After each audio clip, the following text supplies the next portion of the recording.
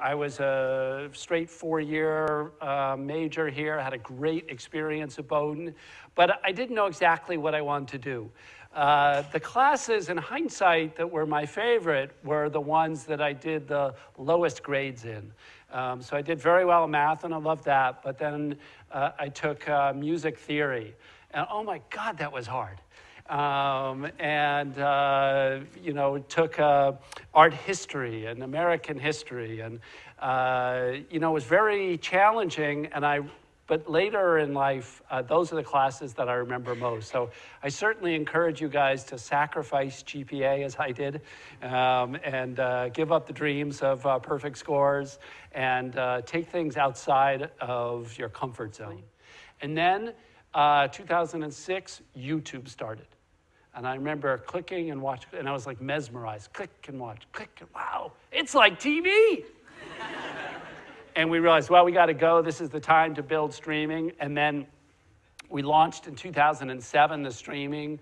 It started very slowly, but then it picked up and picked up. It grew 2008, 2009, 2010, it got really big. And we said, let's try Canada with no DVDs, just streaming, and that worked incredibly well. And so we said, wow, the whole world wants this on-demand internet TV thing. We got to get global fast. And so let's prepare, get everything. And then I came up with the best idea yet. And I mean, we had a great track record, right? All these different innovations. And so I told my team, this is a great idea. And they said, yeah, I guess so. And the idea was to split the DVD business, do a 60% price increase, and call it Quickster.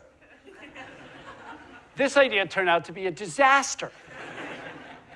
And I realized that this is how arrogance happens, which is, it's not that someone is really totally arrogant, it's that they make a bunch of decisions that work out, and everyone around them and them start believing that they have great insight, and start lowering the normal debate threshold of doubt.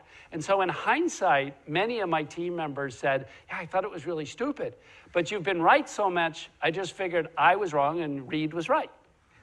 And so they were overly deferent, and I was overly confident. And then we almost killed the whole company in doing that Quickster disaster. Now, fortunately, we recovered, and we'll come to that. But the big management lesson out of that was that my role as leader is to farm for dissent. Dissent doesn't happen naturally. Deference happens naturally. And that if you want to have great ideas, you have to find ways of empowering people for dissent. And so we do a lot of things internally. We do self-critiques, we do anonymous things, we do signed things, we do all kinds of things to farm for dissent. And it's one of the most powerful tools that has helped Netflix with our future evolutions, both into international and into original content. We humans are very complex, and these big changes in society come, like the industrial age, like moving from horses to automobiles, like the telephone, and now these modern computers.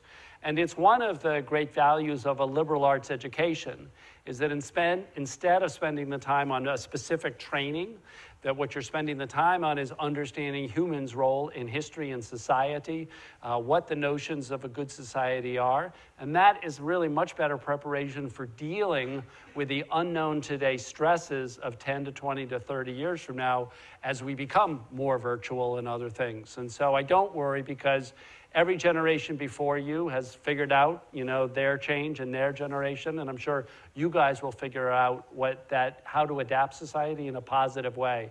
And it's not all positive. If you think of any of these changes, whether it's the telephone or the automobile, you know, it's largely positive, but then there's a bunch of negatives, like all these people dying in car accidents. So it's not a perfect thing. But on balance, it's hugely positive, which is why people choose to have cars.